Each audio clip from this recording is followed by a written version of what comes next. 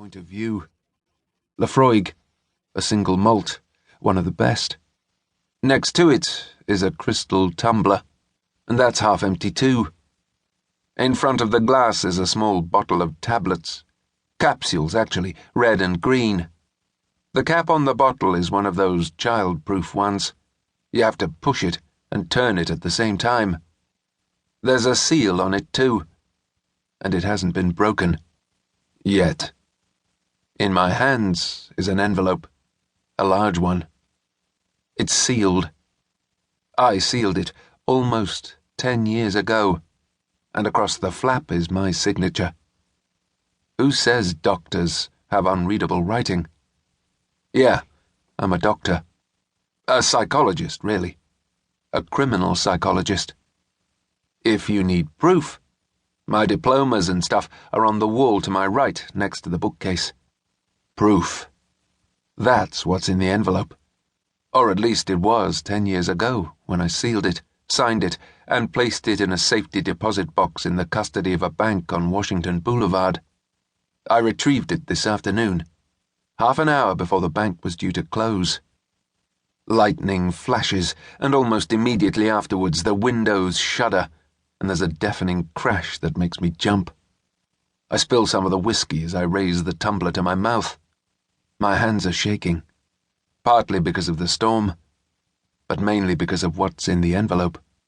It goes quiet then, an unearthly silence as the eye of the storm passes over the house, the pressure so intense that I can feel my ears pop. I swallow hard.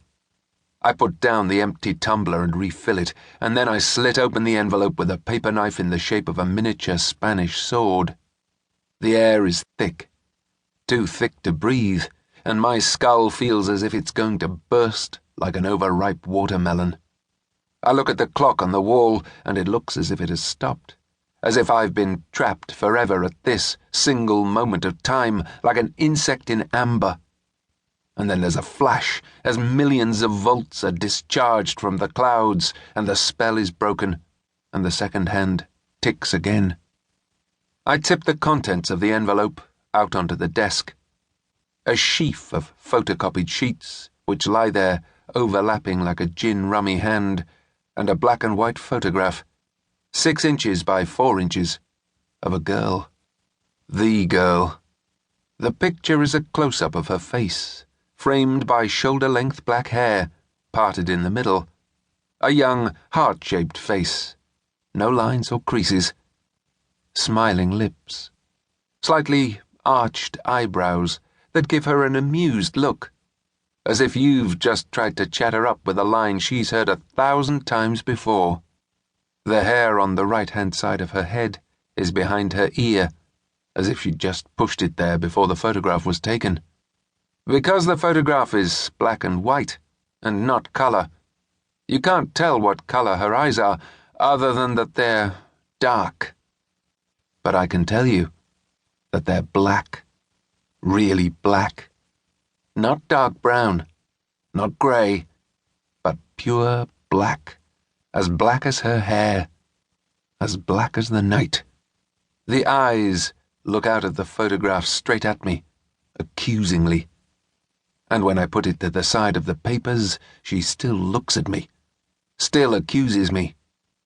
The name on the case notes, her name, is Terry Ferriman. But later on in the investigation, we added the alias Lisa Sinopoli, and a few others. So why are the case notes just photocopies, and not the real thing? Because they took the originals away, that's why, along with the digital recordings I'd made of our sessions together.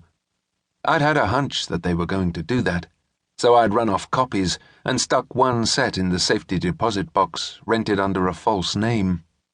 Today was the first and only time I'd been back to the bank because I was never sure whether or not I was being followed.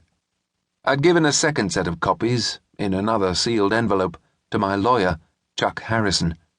But they disappeared within 48 hours of my handing them over, and he denied that he ever saw them. Good old Chuck.